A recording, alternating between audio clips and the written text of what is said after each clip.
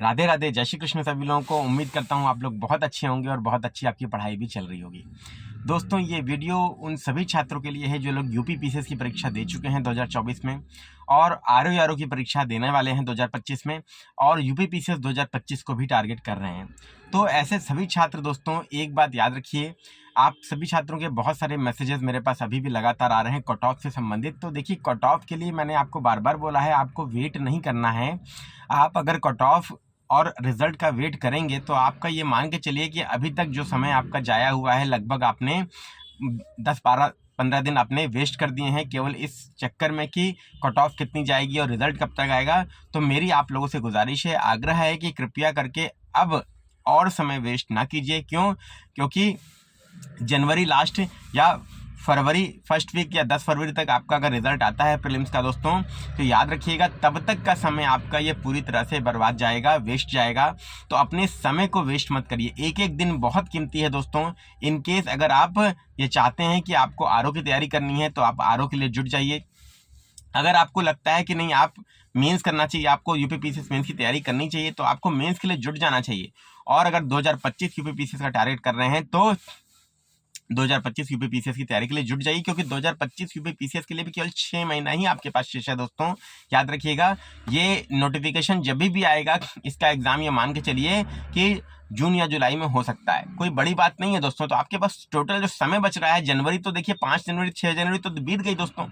तो जनवरी भी लगभग हफ्ते भर आपका जनवरी का निकल गया है, 3 हफ्ता जनवरी में केवल बचा है। तो अब आप ये दिमाग में बिठा लीजिए अपने कि समय जो निकल रहा है दोस्तों, ये समय वापस नहीं मिलेगा आपको। और जो नया पैटर्न आप लोग देख रहे हैं, नया पैटर्न क्या डिमांड कर रहा है आपसे, नया पैटर्न कितना डिटेल में नॉलेज की डिमांड कर रहा है, कंसेप्चुअल क्लैरिटी की डिमांड कर रहा है।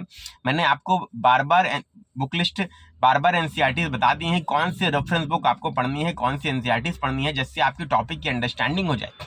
3 चीजों को ध्यान रखिए, अंडरस्टैंडिंग होनी चाहिए टॉपिक की, कंसेप्चुअल क्लैरिटी आपके पास होनी चाहिए और डिटेल में आपके पास नॉलेज होना चाहिए दोस्तों।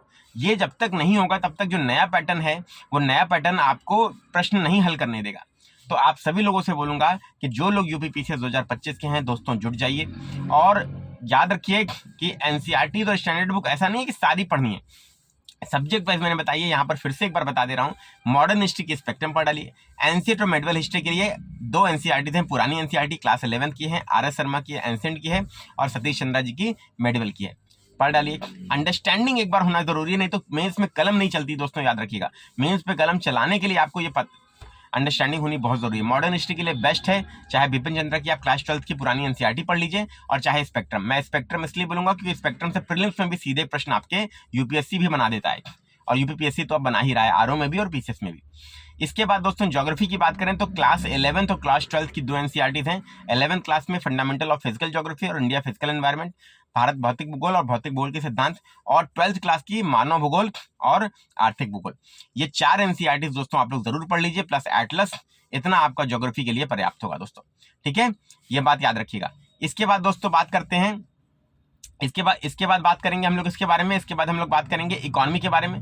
इकोनॉमी के लिए दोस्तों आपको क्लास 11 की एनसीईआरटी पढ़नी है और इंडियन इकोनॉमिक डेवलपमेंट,